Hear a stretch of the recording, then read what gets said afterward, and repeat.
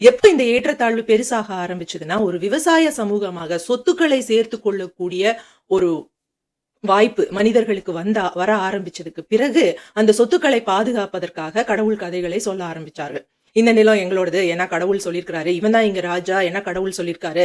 இந்த ராஜா தான் ஆளணும். ஆணுக்கு கீழ தான் பெண் இருக்கணும்.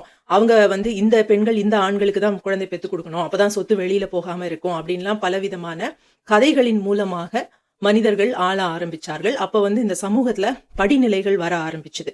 இவங்க இந்த வேலைய தான் செய்யணும் அப்படிங்கிற சட்டங்களையும் தலைவர்கள் இயற்ற ஆரம்பிச்சார்கள். ஏன்னா அந்த அக்ரிகல்ச்சர் சொசைட்டி வந்ததுக்கு அப்புறம் பாத்தீங்கன்னா, விவசாய கிராமங்களாக நம்ம எல்லாம் கூடி வாழ ஆரம்பிச்சதுக்கு அப்புறம், ஒரு வேலை செய்யறதுக்கு ஆள் இல்லாம நின்னு போனா கூட அந்த இடத்து கிராம பொருளாதாரமே அடிபட்டு போயிடும். இப்ப மம்முட்டி செய்றவர் நான் செய்ய மாட்டேன், என் பிள்ளைக்கு கத்துக் கொடுக்க மாட்டேன் அப்படின்னு சொல்லிட்டாருன்னா, அந்த ஒட்டுமொத்த ஊர்லயும் விவசாயமே நடக்காது.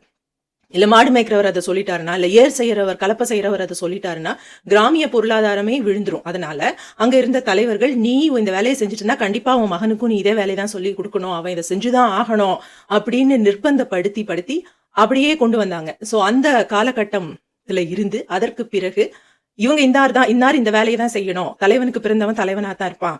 வேலையாளுக்கு பிறந்தவன் வேலையாளா தான் இருப்பான் அப்படிங்கிற அந்த காலகட்டத்துக்கு பிறகு ஸ்டீம் என்ஜின் கண்டுபிடிக்கப்பட்டு, மின்சாரம் கண்டுபிடிக்கப்பட்டு, தொழிற்சாலைகள் கண்டுபிடிக்கப்பட்டு, தொழில் புரட்சி ஏற்பட்டதுக்கு பிறகு, ஒரே நேரத்துல ஒரே அறையில பல்லாயிரக்கணக்கான பல நூற்றுக்கணக்கான மனிதர்கள் குவிந்து வேலை செய்ய வேண்டிய ஒரு நிர்பந்தம் ஏற்பட்டது. அப்ப இந்த மணிக்கூண்டுகளை எல்லாம் கட்ட ஆரம்பிச்சாங்க.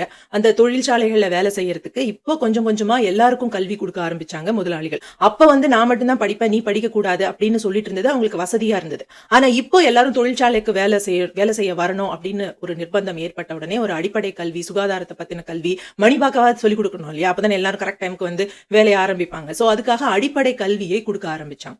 அதுக்கப்புறம் உலக போர்கள் வந்த பொழுது, ஆண்கள் எல்லாம் போருக்கு சென்ற பொழுது, பெண்களை அந்த தொழிற்சாலைகள் படுத்தக்கூடாதுங்கிறதுக்காக பெண்களுக்கு அதே மாதிரி கொஞ்சம் கல்வி கொடுத்து, ஒரு பேசிக்கான கல்வியை கொடுத்து, அவங்கள அந்த தொழிற்சாலை வேலைகளுக்கு ஆண்கள் இடத்தை நிரப்புவதற்காக கொண்டு வர ஆரம்பிச்சார். அப்ப இருந்த மிகப்பெரிய சவால் என்னவா இருந்ததுன்னா, பெண்களுக்கு எல்லாம் 6, 7 குழந்தைங்க எல்லாம் பெத்துட்டு ரொம்ப கஷ்டப்பட்டுட்டு இருந்ததுனால, நீங்க கம்மியான குழந்தை பெத்துக்கலாம். அதுக்கான அந்த ஃபேமிலி பிளானிங், குடும்ப கட்டுப்பாடு திட்டங்களை எல்லாம் அரசாங்கங்கள் முன்னெடுக்க ஆரம்பிச்சார்கள். அந்த குழந்தைங்களுக்கான ஒரு பாதுகாக்கக்கூடிய அந்த பால்வாடின்னு சொல்றோம் இல்லையா, அந்த பேபி கேர் சென்டர்ஸ் எல்லாம் அரசாங்கமே கொடுக்க ஆரம்பிச்சது.